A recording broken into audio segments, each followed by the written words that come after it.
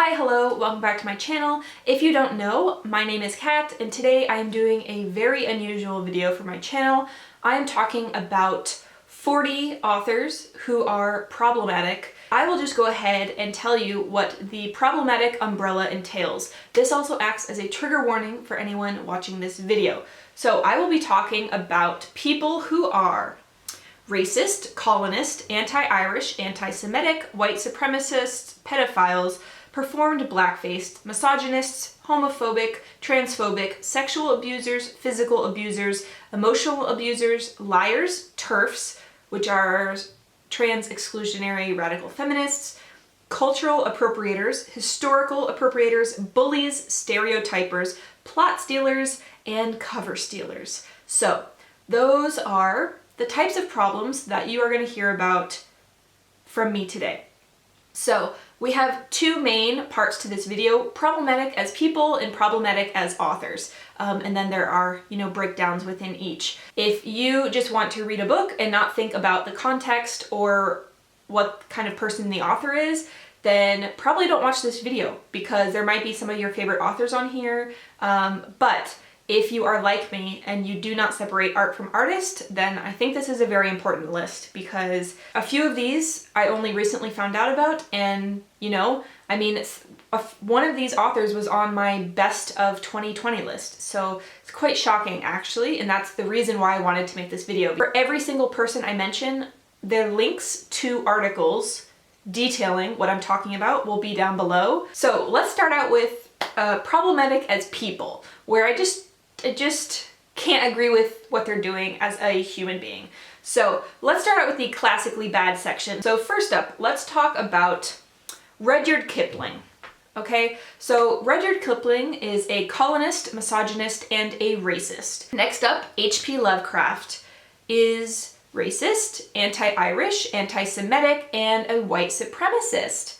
Lovely. Again, links are down below. We also have Lewis Carroll is a pedophile and took over 30 pictures of children, nude or semi-nude. He was very affectionate and would hug and kiss young girls. And the sister of one of these young girls, who he based the Alice series off of, indeed, told his mother that he was being too friendly with Alice. And then Carroll stopped visiting the family. So, yucky. We also have Dr. Seuss, who is a racist, performed in blackface, and is anti-Semitic. I feel like a lot of people know that one, yet so many children are still given Dr. Seuss books. I am confused. The same actually goes with Roald Dahl, who was anti-Semitic, and then also Enid Blyton, who was racist, sexist, and homophobic. There was going to be a commemorative coin with Enid Blyton on it. The mint actually refused to use her because she just doesn't want a racist on their coins. We also have Dickens. You might not know, but Charles Dickens decided to separate from his wife to pursue the attentions of an 18-year-old, which is gross but fine. But he then tried to have his wife committed to an insane asylum to get rid of her. Excuse me, what? Yeah, I was never taught that. I have a literature degree. I have read Dickens. I've read a lot of classics, and no one ever mentioned that Dickens tried to put his wife in an insane asylum. That finishes up all of the classically bad ones. There are so many classics authors that are problematic, or the culture at the time does not stand up to modern scrutiny. I'm not saying that's all of them. If you have more, leave them down below. However, that's all I'm going to mention in this video, because what I would prefer to talk about are authors that are kind of more modern day authors that you might actually be reading and think that they're contemporary, but actually these people are very problematic. So one that I recently found out about is Cixin Liu. He is a Chinese sci-fi author. He wrote The Three-Body Problem, and he supports China's re-education camps of ethnic minorities. That is a huge problem. They are imprisoned and tortured just because they are a different ethnicity.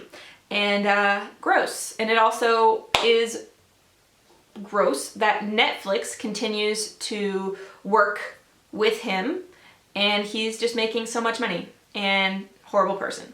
Okay, moving on. We have Marion Zimmer Bradley, who you might know wrote The Mists of Avalon. So she was accused of child sexual abuse, as well as her husband. So, lovely couple there. Next up we have Jay Asher, who is the author of 13 Reasons Why. He was accused of sexual harassment by 7 women. We also have James Dashner, who was accused of sexual misconduct by 3 women. He wrote the Maze Runner series. We also have Aziz Ansari, who was accused of pressuring a woman for sex. Gross. We also have Junot Diaz, who people have come out saying that he assaulted and harassed women and he is a misogynist and a sexist. We also have David Foster Wallace, who has been accused of stalking, physical violence, and not taking no for an answer in any way. So this goes in terms of him not accepting that a woman doesn't want to date him or see him, and then his response was, one of the responses was to show up unannounced, leave things for her unannounced, and also get a tattoo of her name when she in no way wanted that. We also have Sherman Alexie, who believes that mixed blood Native Americans are less than full blood, and he was also accused of unwanted sexual advances. We also have Orson Scott Card, who is homophobic. We also have Brandon Sanderson, who is homophobic. And this one I am going to take a moment and elaborate on. He had a blog, which I think was originally published in 2007, but it's now taken down. I can't find it. But in the blog, he basically said that Dumbledore being gay is not okay. But then in 2011, after he received a lot of backlash, he posted an apology. And a lot of people will say, oh, Sanderson's not homophobic. He apologized. I would like to say, if you actually read the apology, he says he supports gay people, but he doesn't believe that same-sex marriage should be allowed. I'm still saying he's homophobic, and I'm not down. Okay, next up, we have A.J. Finn, also known as Dan Mallory. He wrote Woman in the Window. So this one is really egregious. So he lied about a lot of things. He lied about having brain cancer himself. He lied about his family dying.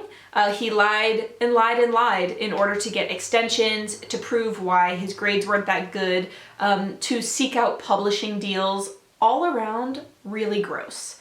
And then the last one in this section, I have Bret Easton Ellis, who wrote, obviously, American Psycho. He said he can't be that racist on Twitter because he will receive more abuse than black women.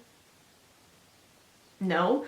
And also, he was basically saying that millennials are getting too riled about Trump. He doesn't understand what all the fuss about Trump is. And it's just like, wow. Okay. So now we are to the section that I'm going to call Rolling Roll Call. J.K. Rowling is a TERF, a trans-exclusionary radical feminist. There was also a petition to support J.K. Rowling, and if you go to the petition, you can see who signed it. So the roll call is basically authors that signed this petition with J.K. Rowling, basically outing themselves also as TERFs. So we have Ian McEwan, Lionel Shriver, John Boyne. I also have 2 authors who didn't sign the petition, however they have come out in support of Rowling at this time. So Chimamanda Ngozi Adichie was in hot water in 2017 when she said some TERFy things. People largely forgot. In fact, I didn't know about it. However, since Rowling has been terrible and a TERF, Adichie said there's nothing wrong with what Rowling wrote and that it's perfectly good essay. And so, no, done with Adichie as well. And then the last one on here is one that you could judge for yourself. So it's Stephen King. And I know a lot of people are going to be very upset about this one, but hear me out. So I will leave the link down below to Jess Owens, who does the Book Community video series, where she talks a lot about contemporary author issues, and this is where I heard about this one. So Stephen King posted a tweet supporting Rowling's Cormoran Strike novels and how eloquent of an author she is and a writer, and I was just like, in this time right now, that's what you really want to post about Rowling? And then I also have problems with the overt misogyny, which is rampant in his books. Now we are getting to the second huge section, which is problematic as authors. So within here we have two different sections: cultural and historical appropriations and bookish missteps. So, all right, let's start out with cultural and historical appropriations. So this is actually Rebecca Roanhorse and Trail of Lightning, which, as you may know, was one of my favorite books of 2020. However, the book is appropriation of Diné culture and inappropriate Navajo disclosure. Rebecca Roanhorse claims that she is from the Oke-Owingeh Pueblo, and that's a whole other can of worms that I'm not getting into, but there is much debate because the Pueblo that she claims to be from have never heard of her, she's not registered, etc. But I'm not going to get into that. All I'm going to say is that the content that she wrote about in her book is Diné Navajo. So I was reading an article by Indian Country Today, and it said, to an audience uneducated in Native American history, it might be easy to conflate one Native identity, Roanhorse's Oke-Owingeh Pueblo background, with another, such as the Navajo identity. And I feel really stupid about it. I will not be continuing on in the series for sure. Storm of Locusts I will not be reading because it's just cultural appropriation no matter which way you slice it. However, I am undecided if I will read Black Sun, which is a complete fantasy world, which I believe is all different types of made-up cultures. So I'm a bit torn. Next up, I have Memoirs of a Geisha by Arthur Golden. So this one, I'm sure you know, it is documenting a geisha's life in Japan. However, although Golden talked with a geisha about the book to learn about the customs and everything about the culture, he published it without letting her see the final Japanese manuscript.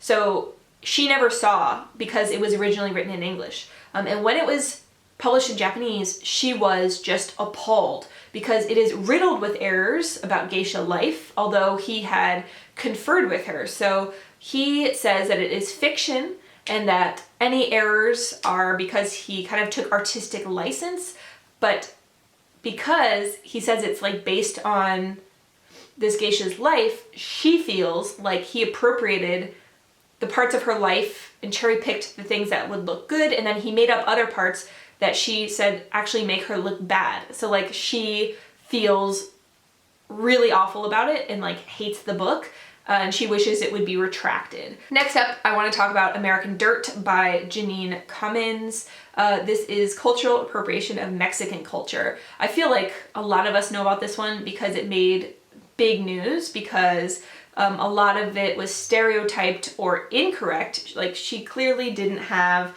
people who were actually Spanish speaking from that area check the Spanish, because apparently it's wrong. Also, a lot of the Mexican culture is wrong, and just it's wrong in general. So that one's no good either. And then the last one in this section is Tattooer of Auschwitz by Heather Morris. The author kind of claims that it's based on a true story and it's factual.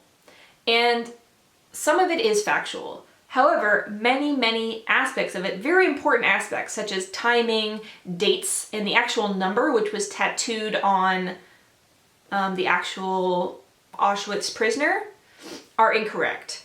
So there has been much debate between people who are comparing actual events and the life of this woman that this is supposed to be based on and Heather Morris's portrayal. So I think that it's a bit hard to say, but for me personally, I would rather just steer clear of that one. And we are to the last section, which is bookish missteps. So we have Stranger in a Strange Land by Robert Heinlein.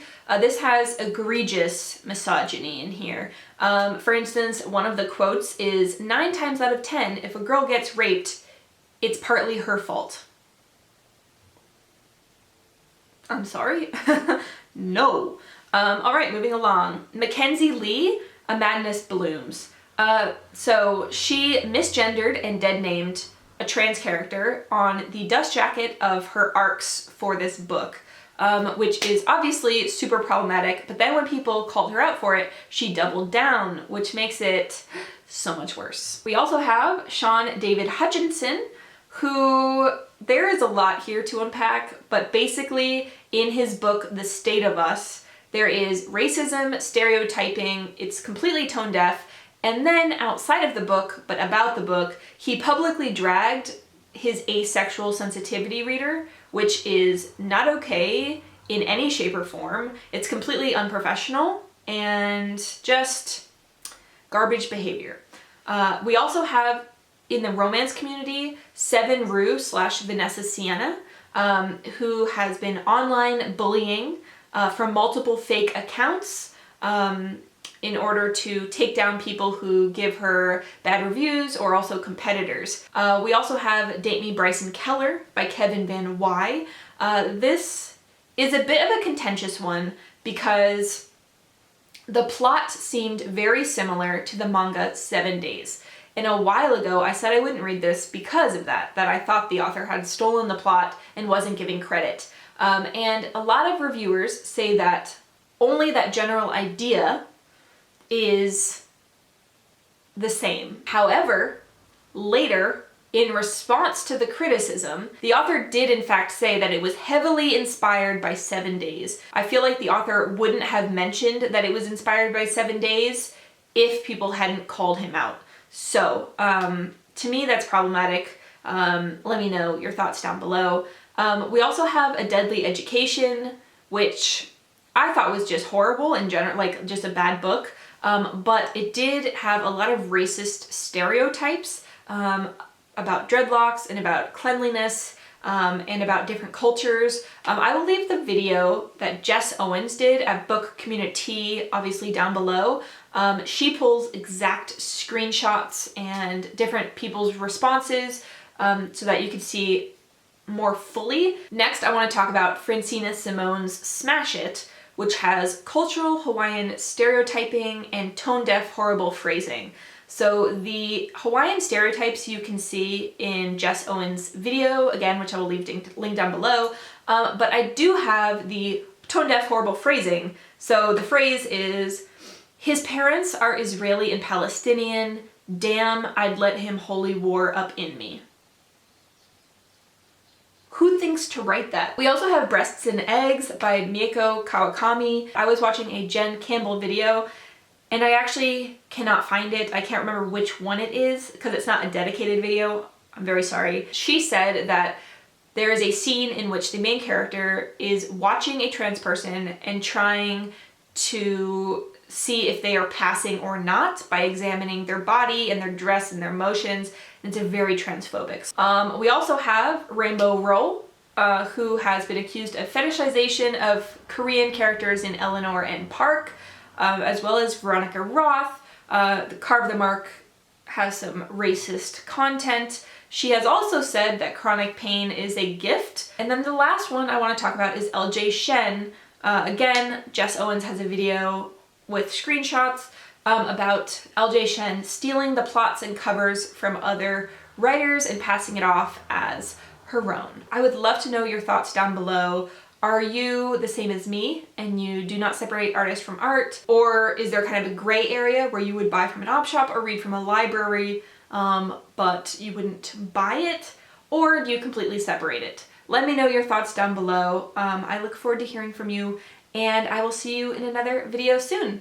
Lots of love. Bye!